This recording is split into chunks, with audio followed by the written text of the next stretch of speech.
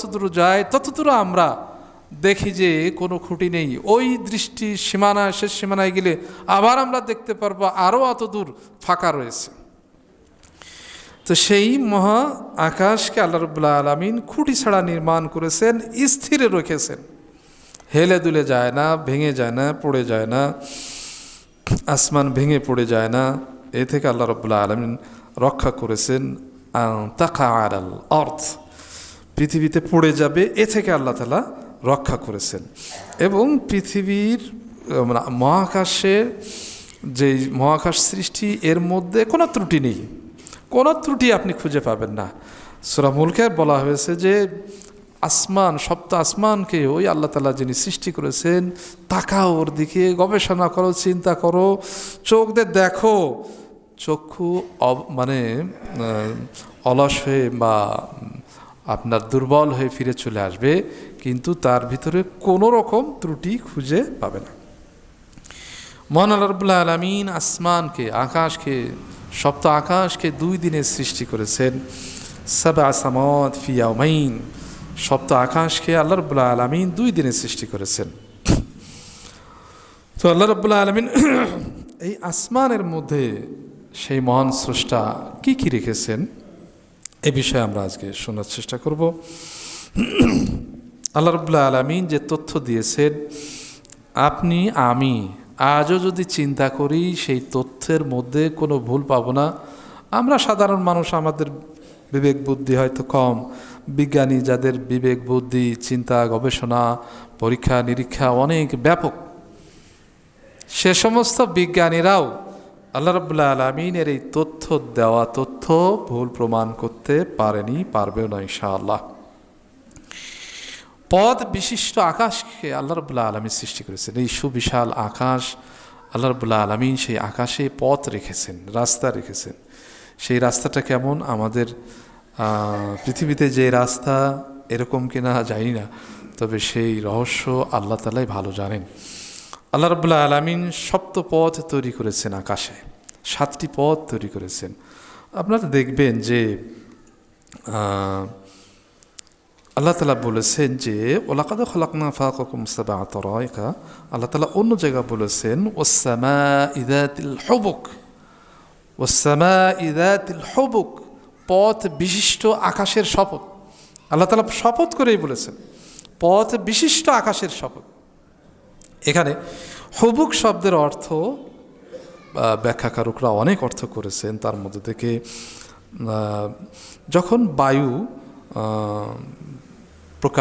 বায়ু চলতে থাকে আকাশে, তখন আকাশের মধ্যে একটা ঢেউয়ের মতো সৃষ্টি হয়, এটাকে পথ বলা যেতে পারে। আবার কেউ বলেছেন যে মরুভূমিতে যখন বায়ু বাতাস প্রবাহিত হয়, তখন মরুভূমির বালুকণা কিছুটা ঢেউ দেখা যায়।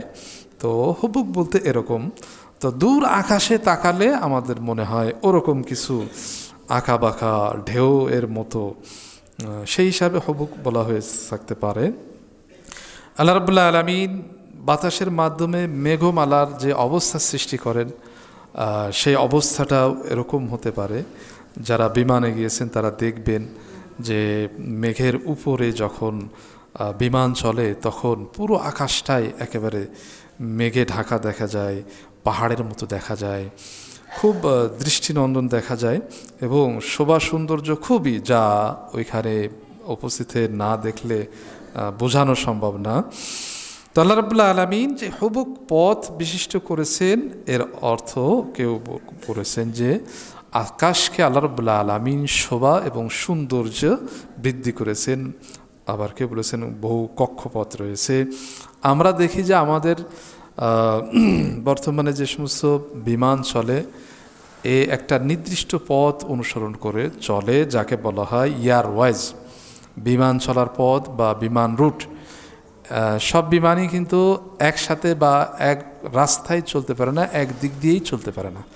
বিমানের রুট রয়েছে, নির্দিষ্ট পথ রয়েছে, দিক রয়েছে, সে অনুযায়ী বিমান চলাচল করে। যদি তা না করে তাহলে বিমান দুর্ঘটনা অবশ্যই হবে। তো আল্লাহ রাব্বুল আলামিন সপ্ত আকাশ সৃষ্টি করেছেন এবং অন্য জায়গায় বলেছেন যে পথ বিশিষ্ট আকাশের শপথ। আমরা অন্যদিকে যদি দেখি তাহলে দেখব যে জিবরাইল আলাইহিস সালাম মহান আল্লাহ তাআলার বাণী নিয়ে রাসূল সাল্লাল্লাহু আলাইহি সাল্লামের কাছে আসতেন। নিশ্চয়ই একটা পথ, একটা পদ্ধতি, একটা দিক দিয়ে তিনি আসতেন যা তার জন্য আসা সহজ ছিল। আমরা সূরা বনী ইসরাঈল সুবহানাল্লাযী আসরা বিআবদিহি এবং সূরা নজমে আমরা জানি যে আল্লাহ রাব্বুল আলামিন মহানবী সাল্লাল্লাহু আলাইহি সাল্লামকে দুনিয়া থেকে নিয়ে সপ্ত আকাশ ভেদ করে আল্লাহ রাব্বুল আলামিন সিদরাতুল মুনতাহাতে নিয়ে গিয়েছেন, তার সাথে সাক্ষাৎ করেছেন। এটার একটা পথ ছিল। এই পথটা আল্লাহ রাব্বুল আলামিন জানেন, ফেরেশতারা জানেন। অল্প সময়ের মাধ্যমে সুবহানাল্লাযী আসরা বিআবদিহি লাইলাম মানে রাতের কিছু অংশ আল্লাহ তাআলা ভ্রমণ করিয়েছিলেন। এছাড়া আমরা দেখি সহিহ হাদিসে দেখি যে ঈসা আলাইহিস সালাম শেষ জামানায় তিনি আকাশ থেকে অবতরণ করবেন, আর সেটা সিরিয়া শাম এই অঞ্চল দিয়ে তিনি প্রবেশ করবেন। তো আমার মনে হয় রাসূল সাল্লাল্লাহু আলাইহি সাল্লাম এই ফিলিস্তিন থেকেই ঊর্ধ্ব আকাশে গিয়েছিলেন, আর ঈসা আলাইহিস সালামও এই সিরিয়া পাশেই, ফিলিস্তিনের পাশেই যে সিরিয়া, এটাও ঈসা আলাইহিস সালাম আসবেন। পৃথিবীর আকাশ বা আকাশের পথ, প্রথম আকাশের পথ সম্ভবত এইখান থেকেই। আবার অনেক সময় দেখা যায়, আমরা আরও বলতে পারি যে পৃথিবীর প্রথম যে পর্বত সৃষ্টি হয়েছে আবু কুবাইস, মক্কার পাশেই সে পাহাড়টা এখনও রয়েছে। আবার পৃথিবীর প্রথম যে ঘরটা, সে ঘরটাও কিন্তু মক্কাতে, কাবাতেই। যাই হোক, আল্লাহ রাব্বুল আলামিন পথ বিশিষ্ট আকাশ সৃষ্টি করেছেন। এর স্বরূপ না জানলেও আল্লাহ তাআলা যা বলেছেন এটা সত্য। আল্লাহ রাব্বুল আলামিন রাত দিনের বিবর্তন রেখেছেন এবং আধার, গর্জন, বিদ্যুৎ চমক রেখেছেন আকাশে। আল্লাহ রাব্বুল আলামিন তার নির্দেশে সব কিছুই চলে। যারা আল্লাহ রাব্বুল আলামিনের নির্দেশ লঙ্ঘন করে আকাশে যেতে চায়, বিশেষ করে জিন জাতি, তাদের জন্য কঠোর প্রহরী রয়েছে এবং সেখানে ক্ষেপণাস্ত্র রয়েছে, বলা যেতে পারে উল্কাপিণ্ড রয়েছে, যেগুলোতে তাদেরকে আঘাত করা হয়। তো আকাশের সেই সমস্ত সংবাদ বা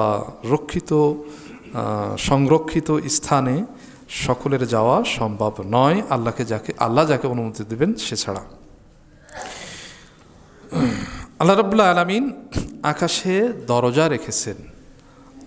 দরজা রেখেছেন। যখন রমজান মাস আসে তখন আল্লাহ রাব্বুল আলামিন জান্নাতের দরজা খুলে দেন এবং আকাশের দরজাও খুলে দেন।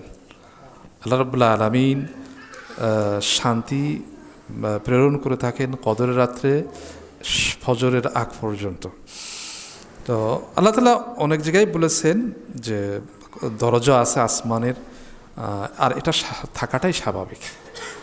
আল্লাহ রাব্বুল আলামিন এ সম্পর্কে আকাশে আরও যে বিষয়গুলো আছে, আল্লাহ তাআলা পানি বর্ষণ করেন, সেখান দিয়ে পানির মাধ্যমে আল্লাহ তাআলা রিজিকের ব্যবস্থা করেন। ফালিয়ানজুরুল ইনসানু ইলা তাআমিহি, মানুষ তার খাদ্যের প্রতি লক্ষ্য করুক যে কিভাবে আন্না সাবাবনাল মা সাব্বা, কিভাবে আকাশ থেকেই পানি বর্ষণ করেন। আর এই আকাশ সম্পর্কে আকাশে কি আছে আল্লাহ তাআলা আরও বলছেন যে আকাশে কি আছে। দেখেন আল্লাহ তাআলার বাণী কত সুন্দর। অফিস সামাই রিজকুকুম ওয়া মা তুআদুন, আসমানেই রয়েছে তোমাদের জন্য রিজিক এবং প্রতিশ্রুত বিষয়। তো আল্লাহ তাআলা বলছেন সূরা আবাসাতে যে মানুষ তার খাদ্যের প্রতি দেখুক, খেয়াল করুক যে কীভাবে তিনি আসমান থেকে বৃষ্টি বর্ষণ করেন এবং ভূমিকে তিনি সুসজ্জিত করেন, ভূমিকে জীবিত করেন, ফল ফসল, আঙ্গুর, খেজুর সব কিছুই আল্লাহ রাব্বুল আলামিন কিভাবে উৎপন্ন করেন এবং রিজিক কিভাবে দান করেন। আল্লাহ তাআলা বলছেন ওমা মিন দাব্বাতিন ফিল আরদি ইল্লা আলাল্লাহি রিজকুহা, বিচরণশীল যত প্রাণী আছে পৃথিবীতে সব প্রাণীর রিজিকের দায়িত্ব আল্লাহ তাআলার কাছে। ফালিয়ানজুর ইনসানু ইলা তাআমিহি, আল্লাহ রাব্বুল আলামিন আরো বলছেন ইন্নাল্লাহু রাজ্জাকু যুল কুওয়াতিল মাতিন, তিনিই রিজিক দাতা, তিনিই রিজিক দাতা। আল্লাহ তাআলা বলছেন ওয়া'মুর আহলাকা বিস-সালাত, হে রাসূল আপনি আপনার পরিবারকে নামাজের নির্দেশ দিন, ওয়াসতাবির আলাইহা, আপনি নিজেও নামাজের প্রতি যত্নবান হন। লা নাসআলুকা রিজকা, আমি আপনার কাছে রিজিক চাই না, নাহনু নারযুকুকা, আমি আপনাকে রিজিক দান করব। ওয়া কাআইয়িন মিন দাব্বাতিন লা তাহমিলু রিজকাহা, কিছু প্রাণী বিচরণশীল প্রাণী আছে পৃথিবীতে যারা তাদের খাদ্য খাবার নিয়ে চলে না, তাদের কাছে খাবার থাকে না, তারা খাবার সংরক্ষণ করে রাখে না। আল্লাহু ইয়ারযুকুহা, তবু আল্লাহ তাআলা তাদের রিজিকের ব্যবস্থা করে দেন। ওয়া ইয়্যাকুম, এবং তোমাদেরও রিজিক দান করেন। তো রিজিক রয়েছে আসমানে, রিজিক আসমানে আছে, এই আসমান থেকে রিজিক আমাদেরকে আনতে হবে। এই রিজিক শুধু খাবার না, রিজিক আল্লাহ রাব্বুল আলামিনের সকল নিয়ামত। আমরা কল্যাণকর যাই পাই সবে আল্লাহ রাব্বুল আলামিনের নিয়ামত। রাসূল সাল্লাল্লাহু আলাইহি ওয়াসাল্লাম বলেছেন লাউ তাওয়াক্কালতুম আলাল্লাহ হাক্কা তাওয়াক্কুলিহি রাযাকাকুমুল্লাহ কামা তারযুকুত তায়রু তাগদু খিমাসান ওয়া তারুহু বিতানান। রাসূল সাল্লাল্লাহু আলাইহি ওয়াসাল্লাম বলছেন যে তোমরা যদি পাখির মতো, পক্ষীকুলের মতো তোমরা আল্লাহর প্রতি ভরসা করতে, তাহলে আল্লাহ রাব্বুল আলামিন তোমাদেরকে সেভাবেই রিজিক দিতেন যেভাবে রিজিক আল্লাহ রাব্বুল আলামিন পাখিদেরকে দিয়ে থাকেন। তারা সকালবেলায় ভোরবেলায় খালি পেটে বের হয়, আর সন্ধ্যা হলে তারা ভরা পেটে আবার ফিরে আসে। তো আমাদের তাআক্কুল আসলে সেরকম নয়। আল্লাহ তাআলা অন্য জায়গায় বলছেন যে লাফাতাহনা আলাইহিম আবওয়াবাস সামাওয়াতি ওয়াল আরদ ওয়ালাউ আন্না আহলাল কুরা, যদি পৃথিবীবাসী যদি ভালো আমল করত, আল্লাহর প্রতি বিশ্বাস রাখত, সৎকর্ম করত, তাহলে লাফাতাহনা আলাইহিম আবওয়াবাস সামা, আসমানের দরজা আমি খুলে দিতাম, রিজিকের দরজা আমি খুলে দিতাম। হযরত নূহ আলাইহিস সালাম তার সম্প্রদায়কে বলেছিলেন ফাকুলতু ইস্তাগফিরু রাব্বাকুম ইন্নাহু কানা গফফারা, আমি আমার সম্প্রদায় বলছি তোমরা আল্লাহর কাছে ক্ষমা চাও, ইস্তিগফার পাঠ করো, আল্লাহর কাছে ক্ষমা চাও, তাহলে আল্লাহ তাআলা তোমাদেরকে মুষলধারে বৃষ্টি দিবেন এবং বাগ বাগিচা ভরে দেবেন, নদী নালা ভরে দেবেন, ধন সম্পদে আল্লাহ রাব্বুল আলামিন বরকত দান করবেন। তো আমাদের আসমান থেকে, আসমানেই রিজিক রয়েছে, আসমান থেকে রিজিক আনতে গেলে আমাদের করণীয় হলো সৎকর্ম করা। আল্লাহ রাব্বুল আলামিন আম্মান হাযাল্লাযী ইয়ারযুকুকুম ইন আমসাকা রিজকাহ, কোন স্রষ্টা আছে, কে আছে যে তোমাদেরকে রিজিক দান করবে যদি আল্লাহ রাব্বুল আলামিন রিজিক বন্ধ করে দেন। আকাশের বৃষ্টি যদি আল্লাহ তাআলা বন্ধ করে দেন, আমাদের রিজিক বন্ধ হয়ে যাবে। একটি বছর বৃষ্টি যদি বন্ধ হয়ে যায়, আমাদের জীবনধারা পরিবর্তন হয়ে যাবে, জীবনধারা পরিবর্তন হয়ে যাবে। অনেক ফসল উৎপাদন হবে না, এমনকি এই পানির অভাবে আমরা মারাও যেতে পারি। তা আল্লাহ রাব্বুল আলামিন যদি শুধু আকাশের বৃষ্টিটাই বন্ধ করে দেন, তার মালিক হলেন আল্লাহ রাব্বুল আলামিন, অন্য কেউ না। নাকি অন্য কেউ আছে? রিজিক দেওয়ার মালিক কে? আল্লাহ রাব্বুল আলামিন।